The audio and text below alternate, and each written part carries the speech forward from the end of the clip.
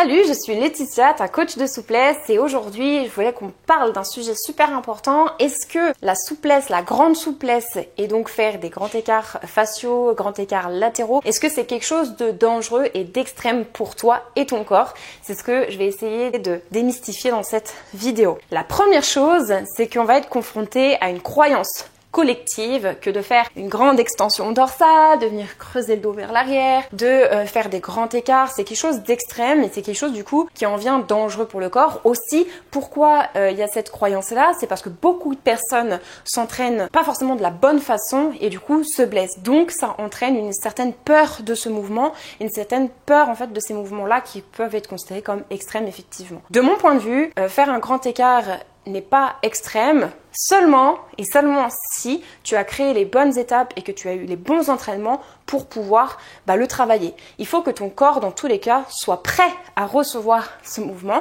Donc il y a de la préparation tout simplement à faire en amont. C'est clair et net que sinon, ça va devenir quelque chose de dangereux, d'extrême pour ton corps à réaliser sur le coup si tu t'entraînes pas de la bonne façon et que tu prends pas le temps, que tu n'as pas la patience de mettre en place ces étapes-là pour y arriver sur le long terme. Donc un grand écart, en gros, c'est vraiment pas dangereux si tu construis des étapes, un plan d'action étape par étape, des entraînements étape par étape pour y arriver. Surtout si tu débutes la souplesse, ça va être super important de te faire accompagner, pourquoi pas, pour pouvoir avoir les bonnes bases, les bonnes connaissances pour t'entraîner en sécurité, t'entraîner avec les bonnes méthodes et surtout de savoir être constante, régulière, de prendre ton temps pour pouvoir avoir un résultat durable et non pas te blesser au bout de 3 mois. Certes, avoir presque réussi ton grand écart, mais d'être complètement blessé et de plus pouvoir y arriver par la suite ou pire, d'avoir peur de le refaire et dans ce cas-là, de nouveau rentrer dans cette croyance que le grand écart est quelque chose de dangereux pour toi. Et donc, le grand écart peut être dangereux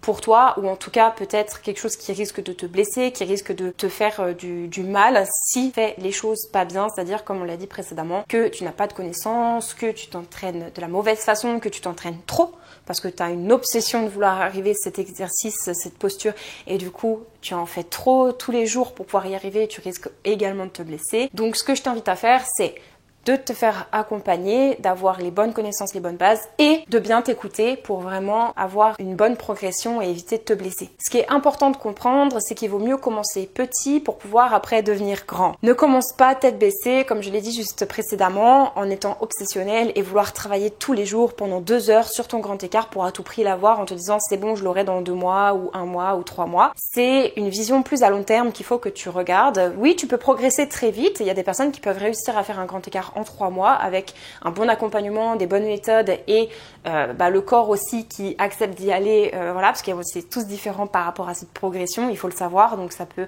prendre plus de temps pour d'autres personnes, mais c'est pas grave. Le plus important, c'est d'être régulier, c'est d'être constant et d'y arriver sur le long terme et surtout d'avoir des résultats durables, c'est-à-dire d'avoir une souplesse qui te fait du bien, qui progresse et qui te blesse pas. Donc qui va vraiment pouvoir continuer comme ça pendant des années si tu souhaites et même avoir un grand écart pendant des années. De mon expérience, quand j'ai travaillé le grand écart, j'ai commencé à être un petit peu obsessionnelle au tout début et puis par la suite, j'ai eu beaucoup d'écoute de moi, je me suis fait accompagner, j'ai pris les connaissances pour pouvoir développer mon grand écart de façon plus saine et durable. Je me suis jamais blessée en réalisant le grand écart et ça fait 10 ans que je sais faire maintenant les grands écarts et j'ai jamais été blessée, donc j'ai jamais dû m'arrêter de m'assouplir. Parfois je m'assouplis moins, parfois je ne réalise pas les grands écarts à chaque fois, ça c'est clair. Des fois je fais juste des étirements basiques, mais du coup mes écarts seront toujours là avec moi jusqu'à ce que je sois très très vieille, je l'espère, jusqu'à mes 90 ans.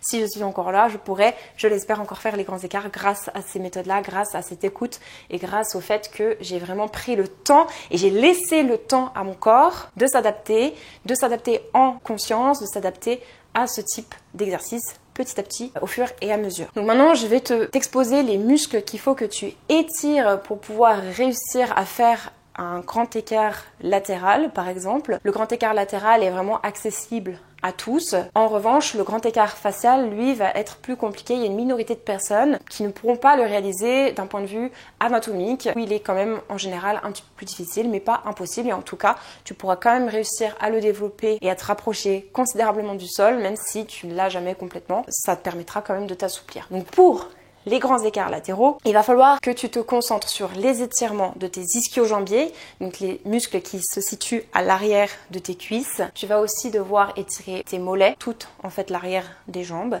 Tu vas également devoir étirer les fessiers. Les fessiers sont importants, surtout s'ils sont très tendus chez toi. Il va falloir que tu les étires un maximum pour pouvoir réussir le grand écart. Ça peut être un point bloquant. Sur la face avant de la jambe, là tu vas devoir étirer quadriceps, évidemment, et psoas. Donc avec les exercices par exemple tels que les fentes, voilà, pour pouvoir te permettre de développer, surtout ça va être les muscles de la jambe qui sera placé à l'arrière. Également, il y a une souplesse du bas du dos qui entre en compte.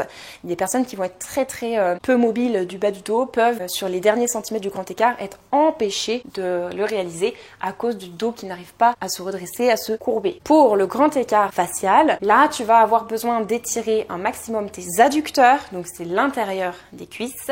Il va falloir aussi que tu renforces tes muscles fessiers pour pouvoir t'aider à réaliser cet exercice. Et il va falloir que tu travailles l'ouverture de ton bassin, l'ouverture de tes hanches, donc tous les muscles fessiers, tous les muscles du bassin. C'était mes conseils pour réussir les grands écarts et surtout pour essayer d'arrêter d'avoir peur de ces mouvements, car selon moi, tous les mouvements en fait peuvent être bons pour le corps seulement si on fait les choses bien et qu'on s'entraîne avec conscience, qu'on s'entraîne de la bonne façon pour notre corps. Et que si ça devient trop, on s'écoute et on force pas. C'est super important. J'espère que cette vidéo t'aura plu. Comme d'habitude, si c'est le cas, mets-moi un pouce en l'air pour me signifier que tu l'as regardé et que tu aimes ce genre de contenu. Et dis-moi en commentaire, ça m'intéresse de savoir si toi, t'as déjà eu peur ou si t'as encore peur de faire des exercices de souplesse comme le grand écart, mais même aussi d'autres. Est-ce que tu t'es déjà blessé ou est-ce que c'est une peur irrationnelle que tu as par croyance populaire? Dis-moi tout ça en commentaire pour que je sache si toi aussi tu peux avoir certaines craintes, certains doutes, certaines peurs qui se créent sur la souplesse. Je te remercie d'avoir regardé cette vidéo et je te dis à très vite pour